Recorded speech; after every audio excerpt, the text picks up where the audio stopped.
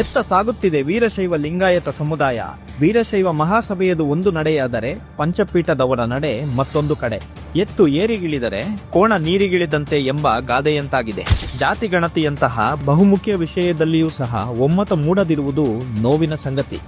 ಗೊಲ್ಲರು, ಕಾಡುಗೊಲ್ಲರಂತಹ ಸಣ್ಣ ಪುಟ್ಟ ಸಮುದಾಯಗಳು ಒಂದಾಗಿ ಒಗ್ಗಟ್ಟು ಪ್ರದರ್ಶಿಸಿ ಸಮೀಕ್ಷೆಯಲ್ಲಿ ಏನು ಬರೆಸಬೇಕೆಂದು ತಿಳಿಸಿದ್ದಾರೆ.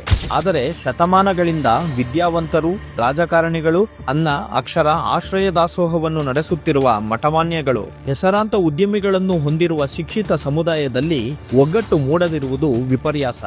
ನಾವು ಅಂದು ಲಿಂಗಾಯತ ಎಂದು ಹೋಗಿದ್ದರೆ ಈ ವೇಳೆಗೆ ಸ್ವತಂತ್ರ ಧರ್ಮದ ಮಾನ್ಯತೆ ಸಿಗುತ್ತಿತ್ತು. ಆ ಮೂಲಕ ವೀರಶೈವರೂ ಸೇರಿದಂತೆ ಲಿಂಗಾಯತ ಧರ್ಮದ ಎಲ್ಲಾ 99 ಒಳಪಂಗಡಗಳಿಗೂ ಮೀಸಲಾತಿ ದೊರಕುತ್ತಿತ್ತು. ಇಂದು ಬೌದ್ಧ, ಜೈನ, ಸಿಖ್, ಮುಸ್ಲಿಂ, ಕ್ರೈಸ್ತ ಇತ್ಯಾದಿ ಅಲ್ಪಸಂಖ್ಯಾತ ಧರ್ಮಗಳಿಗೆ ಸಿಗುತ್ತಿರುವ ಎಲ್ಲಾ ಸೌಲಭ್ಯಗಳು ಲಿಂಗಾಯತದ ಎಲ್ಲಾ 99 ಒಳಪಂಗಡಗಳಿಗೂ ಸಿಗುತ್ತಿತ್ತು. ಆ ಸುವರ್ಣ ಅವಕಾಶವನ್ನು ತಪ್ಪಿಸಿದವರು ಈ ಪಂಚಪೀಠದವರು. ಆ ಸಂದರ್ಭದಲ್ಲಿ ಧರ್ಮವನ್ನು ಒಡೆದರು ಎಂದು ಹುಯಿಲೆಬ್ಬಿಸಿದರು.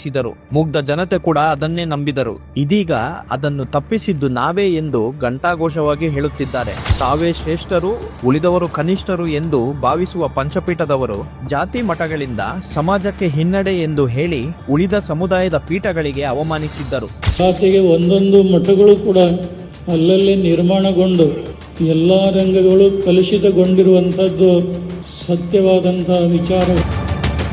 ಅದಕ್ಕೆ ಇಡೀ ನಾಡಿನಾದ್ಯಂತ ವಿರೋಧ ವ್ಯಕ್ತವಾಗಿ ಅನೇಕ ಸ್ವಾಮೀಜಿಗಳು ಆಕ್ಷೇಪಿಸಿದ್ದರು. ಇದೇ ಪಂಚಪೀಠದವರು ತಮ್ಮ ಉಪಜಾತಿ ಜಂಗಮ ಜಾತಿಗೆ ಬೇಡ ಜಂಗಮ ಎಂದು ಎಸ್ಸಿ ಸೌಲಭ್ಯವನ್ನು ಪಡೆಯಲು ನಕಲಿ ದಾಖಲೆಗಳನ್ನು ಕೊಟ್ಟು ಎಸ್ಸಿ ಸರ್ಟಿಫಿಕೇಟ್ ಪಡೆದಿದ್ದಾರೆ. ಅಷ್ಟೇ ಅಲ್ಲದೆ ನೆರೆಯ ಮಹಾರಾಷ್ಟ್ರದ ಸೊಲ್ಲಾಪುರ ಲೋಕಸಭಾ ಕ್ಷೇತ್ರದಲ್ಲಿ ಇದೇ ಎಸ್ಸಿ ಸರ್ಟಿಫಿಕೇಟ್ ಮೇಲೆ ಗೆದ್ದಿದ್ದಾರೆ. ಇವತ್ತು ನಮ್ಮ ಪಂಚಮಸಾಲಿ ಪೀಠ ಆಗ್ಲಿಕ್ಕೆ ಕಾರಣ ಏನು? ಅವರು 2003ನೇ ಇಸ್ವಿಯಲ್ಲಿ ಬೇಡ ಜಂಗಮ ನಮ್ಮ ದಲಿತರು, ನಾವು ಎಸ್ಸಿಗಳು ಅಂತ ಹೇಳಿ ವಾಜಪೇಯಿ ಅವರ ಹತ್ತಿರ, ಅಡ್ವಾಣಿ ಅವರ ಹತ್ತಿರ ಹೋಗಿ ಪತ್ರವನ್ನು ಕೊಟ್ಟು ನಾವು ಲಿಂಗಾಯತರಲ್ಲ, ನಾವು ದಲಿತರು, ನಾವು ಬೇಡ ಜಂಗಮರು ಅಂತ ಪ್ರಮಾಣ ಪತ್ರ ಕೇಳಿದ್ದು ಪಂಚಪೀಠದವರು. ಅವರು ಇಡೀ ವೀರಶೈವ ಲಿಂಗಾಯತರಿಗೆ ಮೀಸಲಾತಿ ಕೇಳಿಲ್ಲ, ಅವರು ಕೇಳಿದ್ದು ನಮ್ಮ ಜನಾಂಗಕ್ಕೆ. ಬೇಡ ಜಂಗಮರು ಎಂದರೆ ಆಂಧ್ರದ ಗಡಿ ಭಾಗದ ಒಂದು ಜನಾಂಗ. ಬೆಕ್ಕು ಹಂದಿ ತಿನ್ನುವವರು. ಮೀಸಲಾತಿ ಆಸೆಗೋಸ್ಕರ ಬಸವ ಅನುಯಾಯಿಗಳನ್ನು ಬೆಕ್ಕು ಹಂದಿ ತಿನ್ನುವ ಜನರೊಂದಿಗೆ ಸೇರಿಸುವ ಇವರು ಇನ್ನೊಂದೆಡೆ ಲಿಂಗಾಯತರಿಗೆ ಮೀಸಲಾತಿ ತಪ್ಪಿಸಲು ಮೋದಿಯವರಿಗೆ ಫೋನ್ ಮಾಡಿ ರಿಜೆಕ್ಟ್ ಮಾಡಿಸುತ್ತಾರೆ. ಕಿವಿ ಹಿಡಿದು ಅವ್ರ ಕಿವಿಯಲ್ಲಿ ಹೇಳಿದೆವು ಪ್ರಧಾನಮಂತ್ರಿಗಳಿಗೆ, ಇದು ನಾವು ವಿಷಯ ಕೊಟ್ಟಿದ್ದೇವೆ, ನಿಮ್ಮ PA ಕೈಯಾಗದ ಪತ್ರ, ಇದು ನಾ ಸೀರಿಯಸ್ಲಿ ತಗೋತೀನಿ ಅಂತೇಳಿ ಅದಕ್ಕೆ ನಾವು ಮತ್ತೆ ಫೋನ್ ಹಚ್ಚಿ ಸಂಪರ್ಕ ಮಾಡಿದಾಗ ಅದು ರಿಜೆಕ್ಟ್ ಮಾಡಿದ್ರು. ಲಿಂಗಾಯತ ಸಮುದಾಯಕ್ಕೆ ಮೀಸಲಾತಿ ತಪ್ಪಿಸುವುದು ಕೂಡ ಇವರಿಗೆ ಹೆಮ್ಮೆಯ ವಿಷಯವಾಗಿರುವುದು ಇವರ ಮನೋಧರ್ಮವನ್ನು ತೋರುತ್ತದೆ ಅಲ್ಲವೇ? ಜಂಗಮ ಜಾತಿಗೆ ಮಾತ್ರ ಸೌಲಭ್ಯಗಳು ಬೇಕು. ವೀರಶೈವರು ಸೇರಿದಂತೆ ಉಳಿದ ಲಿಂಗಾಯತ ಒಳಪಂಗಡದವರಿಗೆ ಸೌಲಭ್ಯಗಳು, ಸವಲತ್ತುಗಳು ಬೇಡವೇ? ಒಟ್ಟಾರೆ ಇಡೀ ಸಮುದಾಯ ಹಾಳಾಗಲು ಈ ಪಂಚಪೀಠದವರೇ ಕಾರಣ. ಇವರು ಅಂದು ತಮ್ಮ ಸ್ವಾರ್ಥವನ್ನು ಬದಿಗಿಟ್ಟು ಸಮುದಾಯದ ಎಲ್ಲ ಉಪಜಾತಿಗಳ ಬಗ್ಗೆ ಯೋಚಿಸಿದ್ದರೆ 99 ಒಳಪಂಗಡಗಳಿಗೂ ಎಲ್ಲ ರೀತಿಯ ಶೈಕ್ಷಣಿಕ, ಆರ್ಥಿಕ ಲಾಭ, ಉದ್ಯೋಗ ಮೀಸಲಾತಿ ದೊರಕುತ್ತಿತ್ತು. ಇಂದು ಮೀಸಲಾತಿಗಾಗಿ ಎಲ್ಲ ಉಪಜಾತಿಗಳು ಈ ರೀತಿಯ ಪ್ರತ್ಯೇಕ ಹೋರಾಟ ಮಾಡುವ ಪರಿಸ್ಥಿತಿ ಬರುತ್ತಿರಲಿಲ್ಲ. ಇವರ ಸ್ವಾರ್ಥ ಹಾಗೂ ವ್ಯತಿರಿಕ್ತ ಹೇಳಿಕೆಗಳಿಂದ ಒಗ್ಗಟ್ಟಾಗಿದ್ದ ಸಮುದಾಯದಲ್ಲಿ ಮತ್ತೆ ಒಡಕು ಮೂಡಿದೆ. ನಿಜವಾಗಲೂ ಧರ್ಮ ಒಡೆಯುತ್ತಿರುವವರು, ಸಮುದಾಯದ ಒಗ್ಗಟ್ಟನ್ನು ಮುರಿಯುತ್ತಿರುವವರು ಇವರು.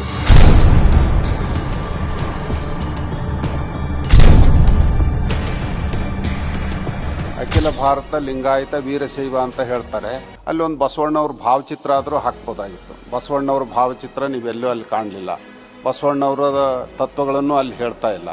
ಬದಲಾಗಿ ನಾವೇನು ಸಂಘಟನೆ ಮಾಡ್ಲಿಕ್ಕೆ ಹೋಗ್ತೇವಲ್ಲ, ನಾವು ಒಡಿತೀವಿ ಅಂತ, ನಮ್ದು ಒಡೆಯೋದೋ ಅಥವಾ ಕಟ್ಟೋದೋ. ನಾವು ಈಗಲೂ ಕೂಡ ಪಂಚಪೀಠಾಧೀಶ್ವರರಿಗೆ ಮನವಿ ಮಾಡಿಕೊಳ್ಳುವಂಥದ್ದು ಸಂಕುಚಿತ ಮನೋಭಾವನೆಯನ್ನು ದೂರ ತಳ್ಳಿ ವಿಶಾಲ ಮನೋಭಾವನೆಯನ್ನು ನಾವು ಬೆಳೆಸ್ಕೊಳ್ಬೇಕಾಗಿದೆ.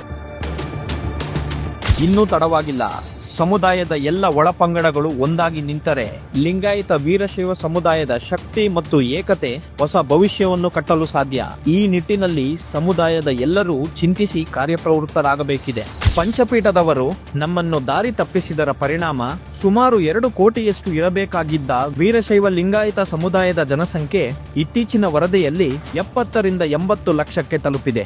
ಇದು ಹೀಗೆ ಮುಂದುವರಿದರೆ, ಸಮುದಾಯವು ಒಗ್ಗಟ್ಟಿನಿಂದ ಮುನ್ನಡೆಯದಿದ್ದರೆ ಕೆಲವೇ ವರ್ಷಗಳಲ್ಲಿ ನಮ್ಮ ಜನಸಂಖ್ಯೆ 50 ಲಕ್ಷಕ್ಕಿಂತಲೂ ಕಡಿಮೆಯಾಗಿ ರಾಜಕೀಯವಾಗಿ, ಸಾಮಾಜಿಕವಾಗಿ ದನಿಯಿಲ್ಲದಂತಾಗಿ ಸಮುದಾಯವು ಕಾಲ್ತುಳಿತಕ್ಕೆ ಒಳಪಡುವ ಕಾಲ ದೂರವಿಲ್ಲ.